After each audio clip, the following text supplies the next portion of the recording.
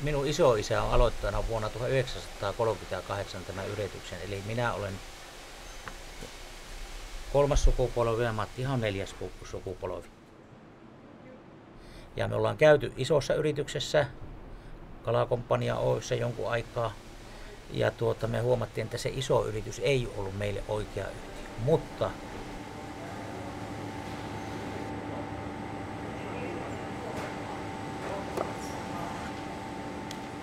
Oulu ei ole kovin suuri kaupunki ja me tunnetaan tällä alueella myös kalastajien ja työntekijöiden ja kalan kasvattajien kautta. Ja näillä niin kuin, tämmöisellä yhteisöllä on hyvin vahvat perinteet ja sillä tavalla niin kuin puhalletaan yhteen hiileen ja tehdään ahkerasti töitä. Se on hyvin tärkeää, että meillä on se oma porukka siinä mukana ja siksipä juuri tämä perheyrittäjyys on meille juuri se oikea tapa toimia.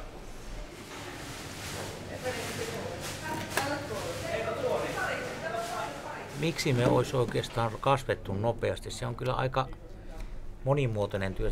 En siihen suoraa vastausta, mutta jos siihen miettii niitä vastauksia, niin yksi asia on se, että on ollut joku into kasvaa. Sitten yksi tärkeä tekijä oli silloin 2000-luvun alussa, tai oli tämä Euroopan unionin kortuet, eli jolla tuettiin, ja me haluttiin rakentaa uutta. Eli annettiin EU-jako rahaa siihen, että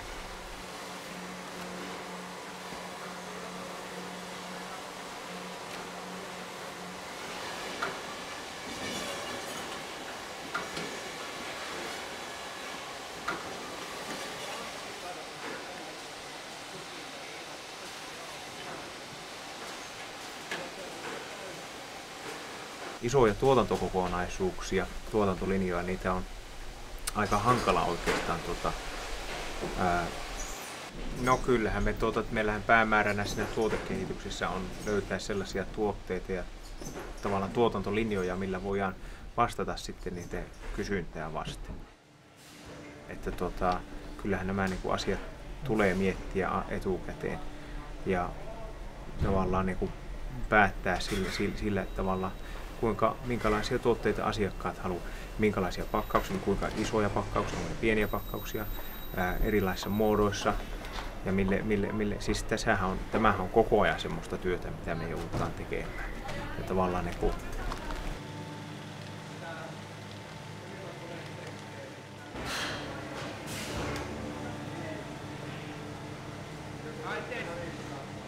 että meillä on se kristallipallo, että me tiedettäisiin, mitä kuluttajat 5-10 vuoden päästä ostaa. Se on tärkeää, että me onnistutaan siinä, että me osataan sinne markkinoille tehdä oikeita tuotteita, että nuoret ihmiset, jotka on sitten 30-50, niille on sitten oikeat tuotteet, mitä ne haluaa ostaa kalatuotteita. Se on niin tärkeää.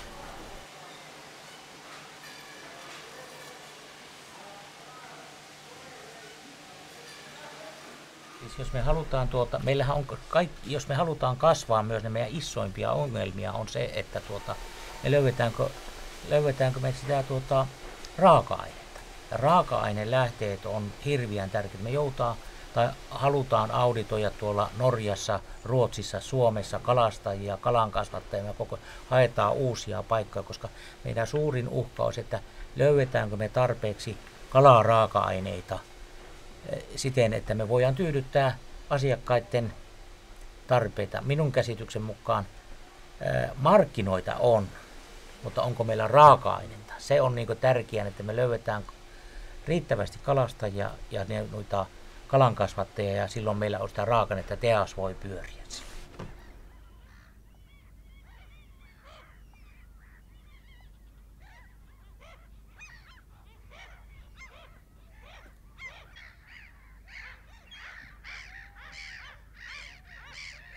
Eli me tulevaisuudessa nähdään, että Pohjoiskalotti lähtien jostakin Mo i Ranasta ja kulkee siitä läpi asti tuonne lähelle Pelamorskia tai mikähän siellä oli se yksi kaupunki tuolla Venäjän alueella. Se on valtava iso alue, jossa on tätä merialuetta ja järvialuetta, jota me voidaan hyödyntää ja siitä tehdä